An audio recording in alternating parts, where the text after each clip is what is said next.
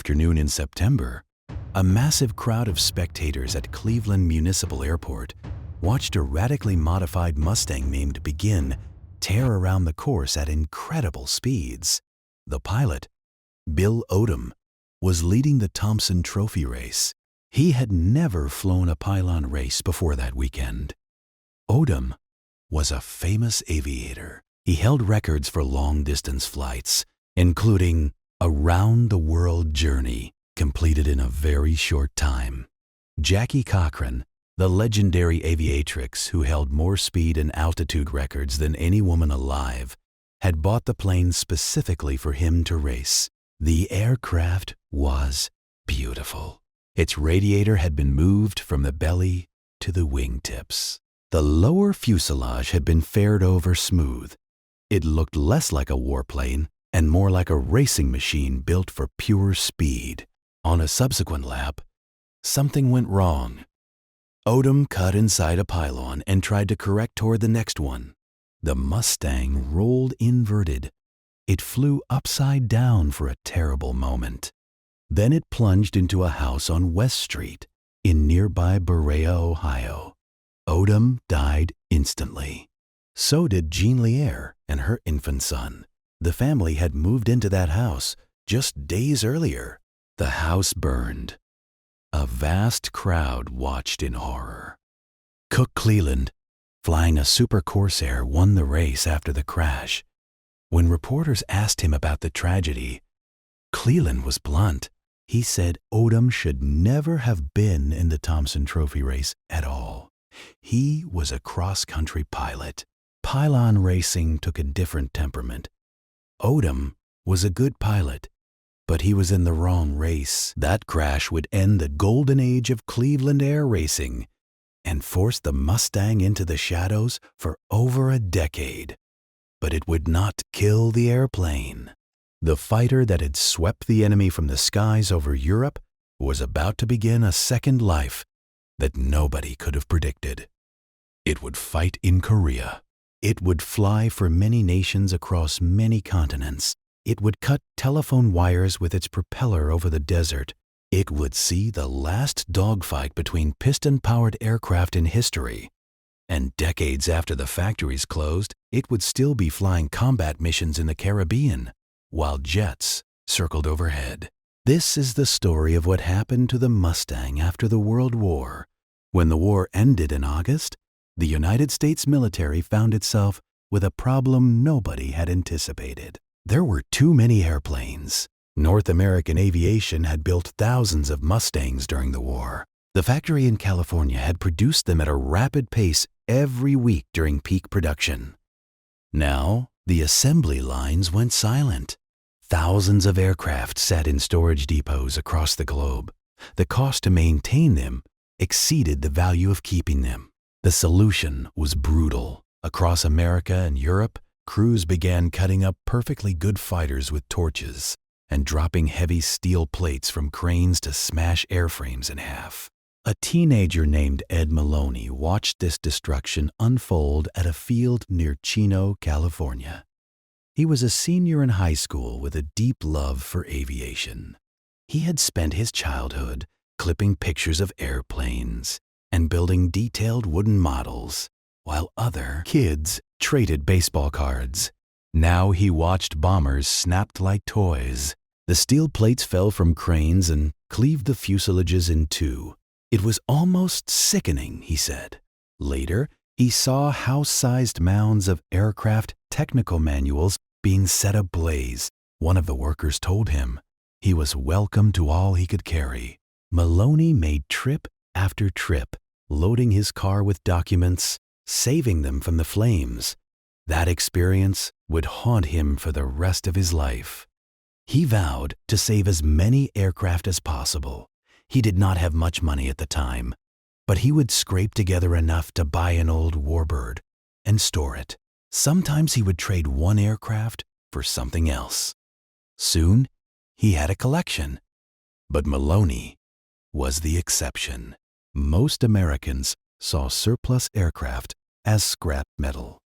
War-weary Mustangs sold at auction for less than the price of a new car. During the war, each Mustang had cost the government a significant sum. Now they were being sold for pennies on the dollar. Some foreign governments got them even cheaper. Under a treaty signed in Rio de Janeiro in September, many hundreds of Mustangs were transferred for a nominal price. The Swiss Air Force bought over 100 Mustangs from surplus stocks in southern Germany for a small amount apiece in December. Switzerland would fly those Mustangs for a long time, replacing their older planes with American fighters at bargain prices. The military saw no future for the propeller fighter. Jet aircraft were the future. The Shooting Star had flown recently and could outrun any piston engine plane in level flight. The new air forces forming around the world wanted jets. The Mustangs seemed destined for the scrapyard. Then came Korea. North Korea invaded South Korea in June. Within days, the Korean People's Army had pushed south across the parallel with tanks in overwhelming numbers. The South Korean military collapsed. American forces stationed in Japan scrambled to respond. Commanders discovered a serious problem almost immediately. Their jets were fast, but they could not stay over the battlefield long enough to support ground troops. The jets burned fuel so quickly that pilots barely had time to identify targets before turning back to base. The round trip consumed most of their fuel. They arrived over the battlefield with only minutes of loiter time. Worse, the early jets required long paved runways. Most Korean airfields were short, rough, and cratered by artillery. Jet engines ingested debris and flamed out. The sleek new fighters were useless at the forward bases where ground forces needed them most. The Mustang had none of these problems. It could loiter over the battlefield for hours. It could operate from dirt strips that would destroy a jet engine. It could carry a massive load of bombs, rockets, or napalm. And there were hundreds of them sitting in storage across the United States, waiting for the cutting torch. The Air Force scrambled to pull Mustangs out of mothballs. Many had been relegated to National Guard units. Others sat in desert storage at bases across the American Southwest. Crews worked around the clock to make them airworthy again. They loaded many Mustangs onto an aircraft carrier and shipped them across the Pacific. The carrier departed California in July and arrived in Japan just over a week later. It was the fastest trans-Pacific crossing by an aircraft carrier in history. By late July, Mustangs were back in combat. The designation had changed. In June, the new Air Force had replaced the pursuit designation with a fighter designation across all its aircraft. The Warbird that had escorted bombers over Berlin was now diving on North Korean tanks. A young American pilot with very little Mustang flight time found himself flying with the Republic of Korea Air Force in those desperate first weeks. He was part of a small group of American volunteer pilots serving as advisors and combat leaders. On a mission toward a town in July, he realized his radio had failed. At the same moment, he spotted North Korean tanks on a road below. He tried to alert the other pilots in his flight, but without a radio, they could not hear him. He made a decision. He broke from the formation, dove, and attacked one of the tanks. He destroyed it. Then, following the road south, he found several trucks and a half-track. He shot those up too. When he finally landed, his aircraft was nearly out of ammunition. After the mission, he spent several days walking and hitchhiking back to base. That was the kind of war the Mustang would fight in Korea. Close support, interdiction, ground attack. The romantic era of high-altitude dogfighting was over. The Mustang pilots were no longer hunting other fighters. They were killing tanks and trucks and supply convoys. This was brutal low-level work, and it came with a terrible cost. The Mustang's liquid-cooled engine was its Achilles heel. Unlike an air-cooled radial engine which could absorb significant damage and keep running, The engine depended on a radiator filled with coolant. A single rifle bullet through that radiator meant the engine would overheat and seize within minutes. There was no gliding to safety. Pilots had seconds to bail out or die. A brilliant engineer who had led the Mustang's design team watched in frustration from California. He said later that the Mustang was a high-altitude fighter. It had been designed to escort bombers at high altitudes where its supercharged engine could outperform anything in the sky. He said that flying it in ground support was almost a suicide mission because a small bullet could rip a hole in the radiator and the engine would freeze up in minutes. But the Air Force had made a catastrophic decision after the war. They had scrapped their other heavy fighters. Those planes were heavier and slower than the Mustang, but they had air-cooled radial engines that could take tremendous punishment. They were the perfect ground attack aircraft. The Navy had kept its own radial engine fighters for similar reasons. The Mustang was what the Air Force had. So the Mustang went to war. The statistics tell the story. Hundreds of Mustangs were lost in Korea during the war. Many pilots were killed or went missing. Of those losses, the vast majority fell to enemy ground fire. Very few were shot down by enemy jet fighters. The rest died in accidents or went missing without explanation. The vulnerability was worst in winter. Korean winters brought brutal cold and frequent icing conditions. The Mustangs were not equipped with de-icing systems. Wind ice accumulated rapidly at low altitudes, and an overloaded aircraft that entered a stall or spin almost never recovered. It was a virtual death sentence. On the ground, conditions were equally miserable. Shelter at forward bases was primitive. Pilots and mechanics lived in tents and unheated buildings. The brutal cold drove some airmen to rig improvised heating systems using oil and aviation fuel. The results were predictable. Fires and explosions killed men who had survived combat. Yet, the Mustang performed its mission. It could reach targets the jets could not. It could stay on station when the jets had to leave. It could operate from forward bases that the jets would never touch. North Korean troops learned to fear the sound of that engine. They feared napalm most of all. Pilots developed a hybrid napalm mixture that burned hot enough to melt the rubber right off tank wheels. The punishing attacks forced enemy forces to restrict troop movements to nighttime.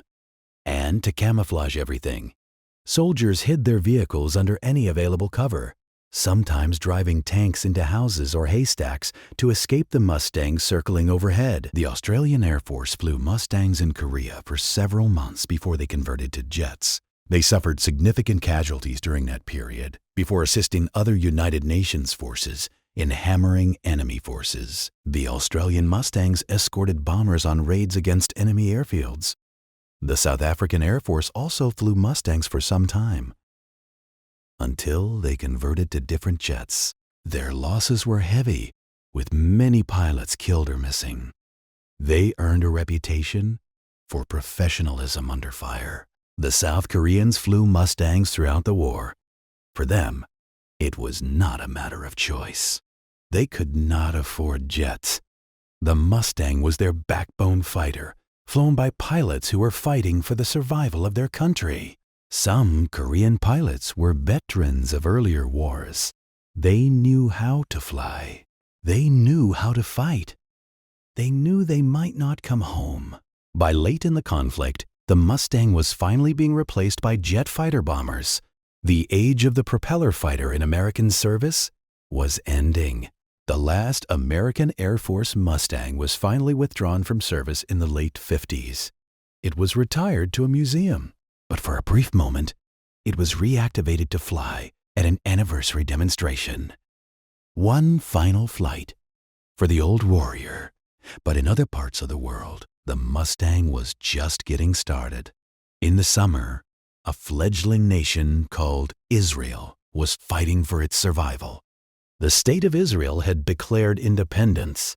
Within hours, several armies invaded. The new country had almost no air force. Its enemies flew British-supplied aircraft. Israel had a hodgepodge collection of light civilian aircraft and a handful of foreign-built planes that were barely airworthy. Israeli agents in the United States went looking for fighters. They found several Mustangs for sale. The problem was that America had imposed an arms embargo. Exporting military aircraft was illegal. An engineer coordinated the purchase.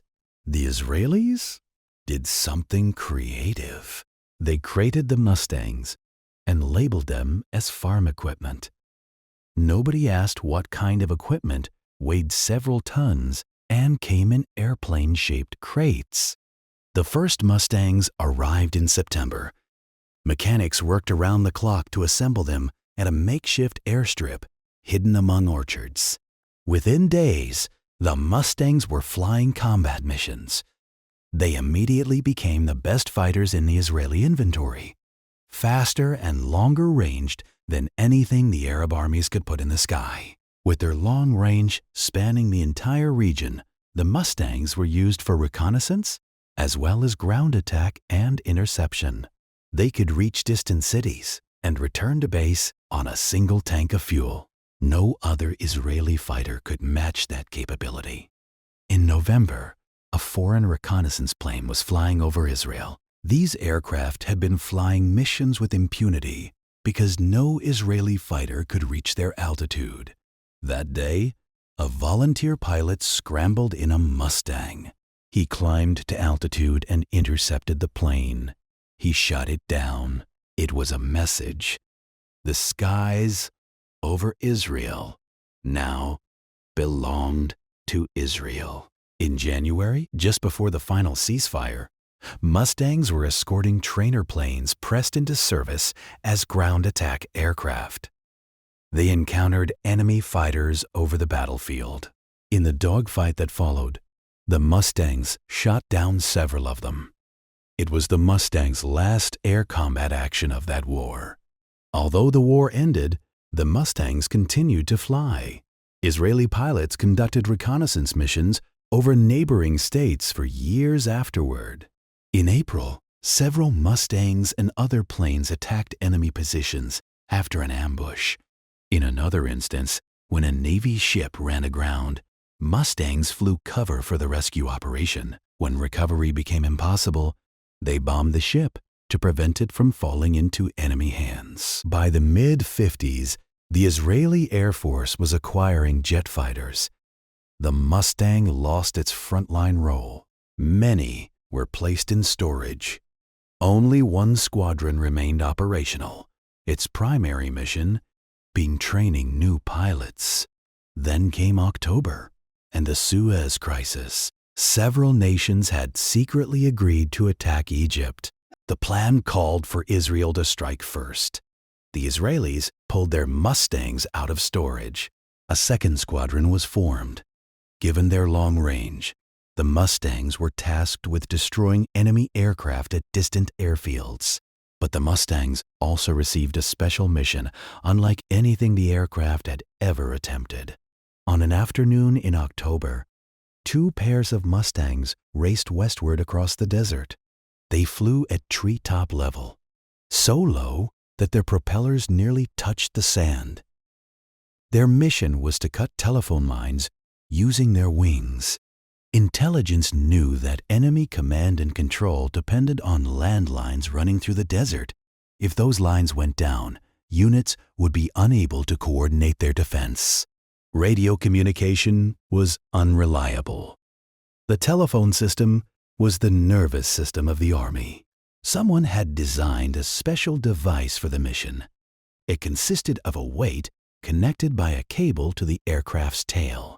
The idea was to drag the weight through the telephone wires, snagging and severing them. But during the mission, some of the devices fell off. The pilots did not abort. Instead, they flew even lower and used their wings and propeller blades to slice through the wires directly. It was an act of almost suicidal bravery. At that low altitude, a single mistake meant instant death. The pilots succeeded. Communications across the desert were severed, just as paratroopers dropped. Commanders suddenly found themselves unable to contact their forward units. The resulting confusion contributed to the rapid advance. The Mustang had found yet another use. It was no longer just a fighter or a bomber. Now it was a wire cutter. Israel kept its Mustangs in service for several more years. By then, jets had completely taken over the front-line role. But the Mustang had proven itself adaptable beyond anyone's imagination. While the Mustang was fighting wars abroad, it was finding a different kind of life in America. After the war, surplus Mustangs attracted a new breed of pilot. Men who had flown them in combat wanted to fly them again. But now, for sport. Air racing had existed before the war. Large races had drawn massive crowds, but those pre-war races used specially built aircraft, tiny machines designed for nothing but speed. After the war, the races opened to military surplus.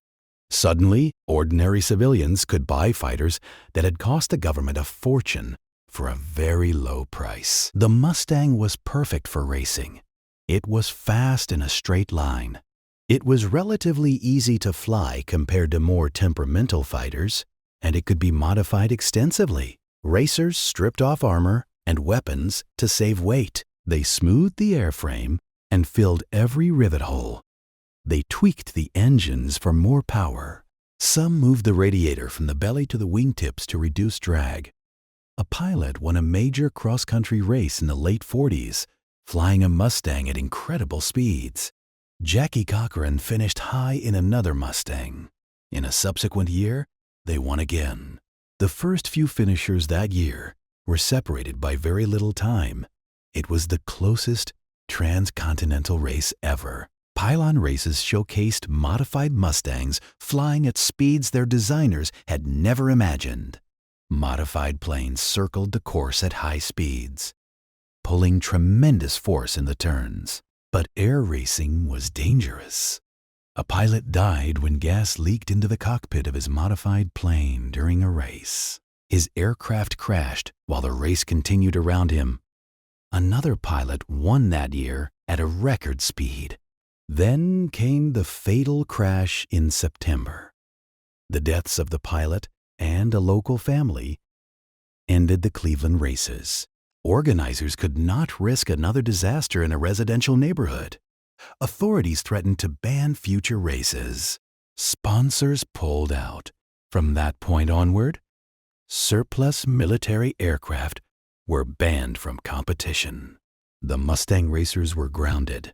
The airplanes that had dominated the post-war racing scene sat in hangars, waiting for something that might never come. They would not fly competitively again for many years. In the mid-60s, a boat racing champion decided to revive air racing in the Nevada desert. He was a showman and a businessman. He secured a contract with a television network. He convinced casino owners that air races would attract tourists. He found a small airport on a high plateau, surrounded by mountains and far from any residential neighborhoods. The Mustangs came out of storage. Pilots who had kept their Warbirds alive through the lean years suddenly had a reason to fly them again. A new generation of young pilots, too young to have fought in the war, discovered the thrill of racing aircraft their fathers had flown into combat. Modified Mustangs with colorful names became legends. They regularly exceeded high speeds faster than the aircraft had ever flown during the war. The races became a premier event, attracting huge crowds every year. The racing circuit continues to this day. Mustangs remain among the most competitive aircraft. The competition has pushed modification beyond anything the original designers imagined. Racing Mustangs run engines producing massive power, nearly double the wartime rating. Some have clipped wings for better performance. Others have modified fuselages and cooling systems. Some of these machines have been flying for many decades. They have outlived their designers. their original pilots, and most of the nations they once served. Every year, they prove that the Mustang's performance has not yet been fully reached.